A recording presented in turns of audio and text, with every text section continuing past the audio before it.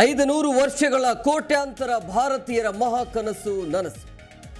ದೇವನಗರಿ ಅಯೋಧ್ಯೆಯಲ್ಲಿ ಇಂದಿನಿಂದ ರಾಮರಾಜ್ಯ ಶುರು. ರಾಮನ ಪ್ರಾಣ ಪ್ರತಿಷ್ಠಾಪನೆ ನೆರವೇರಿಸಿದ ಪ್ರಧಾನಿ ಮೋದಿ.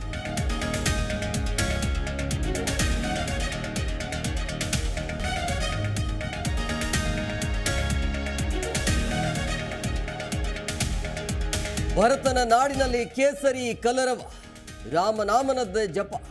ದೇಶದೆಲ್ಲೆಡೆ ರಘುರಾಮನ ಜೈಕಾರ ಝೇಂಕಾರ. ಬಾಲರಾಮನ ಮುಖದ ತೇಜಸ್ಸು ಕಂಡು ಭಾರತೀಯರು ಫುಲ್ ಖುಷಿ.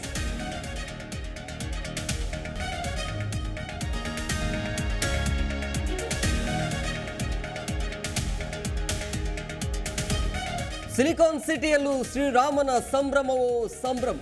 ಹುಬ್ಬಳ್ಳಿ, ಕೋಲಾರ, ಮಂಡ್ಯದಲ್ಲಿ ಮೊಳಗಿದ ರಾಮ ಜಪ. ವಿಶೇಷ ಪೂಜೆ ಮಾಡಿ ರಾಮ ಸ್ತೋತ್ರ ಪಠಿಸಿದ ಭಕ್ತರು.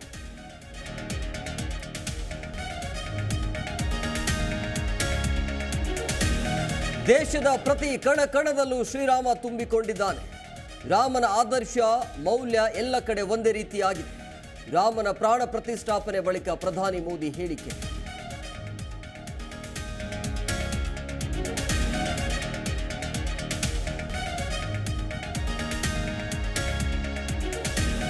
ನಾನು ನಾಸ್ತಿಕನಲ್ಲ, ಆಸ್ತಿಕ. ಊರಲ್ಲಿ ರಾಮನ ಗುಡಿ ಕಟ್ಟಿಸಿದ್ದೇನೆ. ನಾಟಕೀಯ ಪೂಜೆಯನ್ನ ಆ ದೇವರು ಒಪ್ಪಿಕೊಳ್ಳಲ್ಲ. ಬೆಂಗಳೂರಿನಲ್ಲಿ ಮುಖ್ಯಮಂತ್ರಿ ಸಿದ್ದರಾಮಯ್ಯ ಹೇಳಿಕೆ.